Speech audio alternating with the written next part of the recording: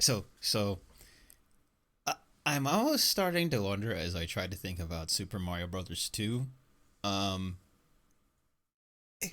it, is this one of the first video game experiences I ever had that was tainted?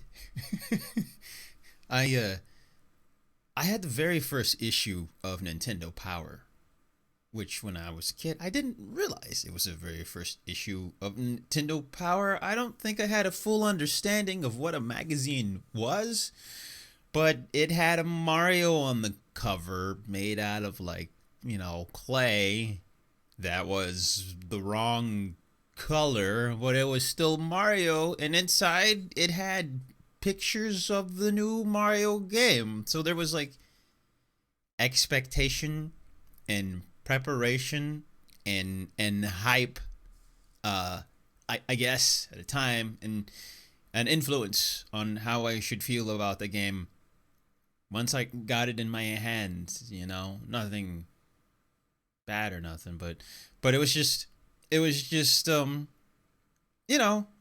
I was looking forward to it. Um, and thinking back, I do kind of feel like I was of two minds even as a child. It was like I knew this was the game that was coming, so I wasn't really thrown off because it looked just like it looked in the magazine, but at the same time, Mario Brothers 2 really confused me.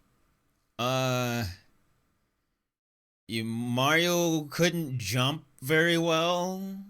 Luigi could jump really high, which was fun, so there was no point in playing Mario in the Mario game. Because he just wasn't as effective, and Peach could just kind of fly forever, or I guess Princess Toadstool at the time, and Toad was just super hard to play.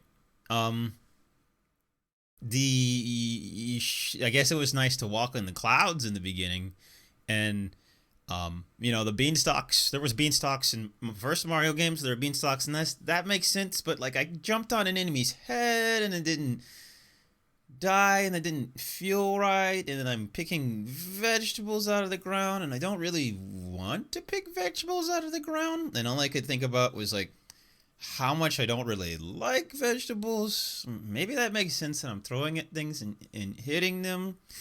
And then the way the world's kind of connected felt weird and kind of inconsistent. You go down of going down the vases, just none of it really felt right.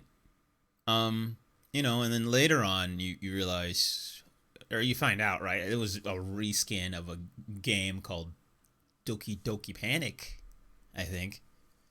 Uh, and that explains it. But at the time, you were just kind of like, well, I guess this is just kind of how a Mario sequel's gonna be. I'm having enough fun with Luigi's high jump. Um, it's weird that I throw potions on the ground and they form doors. It's just, I could kind of go through the list of everything that game does, and it's like, sure, the first Mario Brothers did weird things, like coins floating in air, going down pipes to connect to other areas. Like, I mean, I guess that's not that weird, but it just feels like everything that was in Mario Brothers 2 was weird.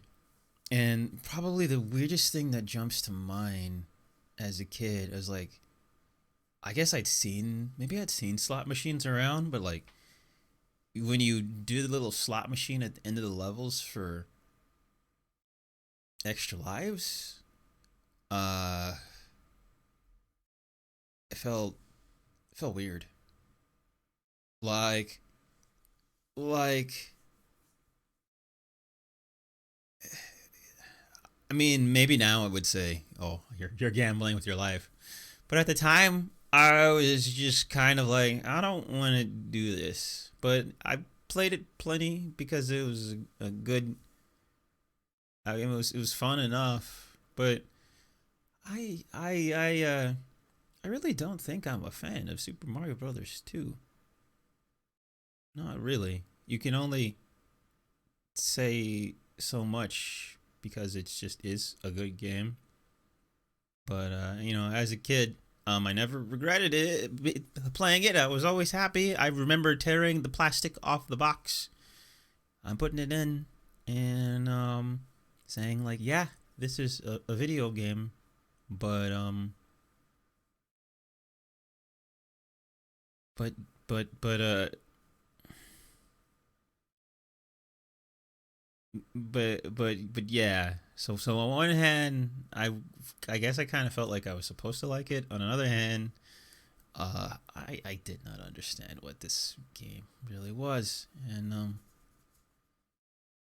maybe I eventually got pretty far along in it, but I don't think um I was crazy about it as a kid, and I'm not that much of a fan of it now.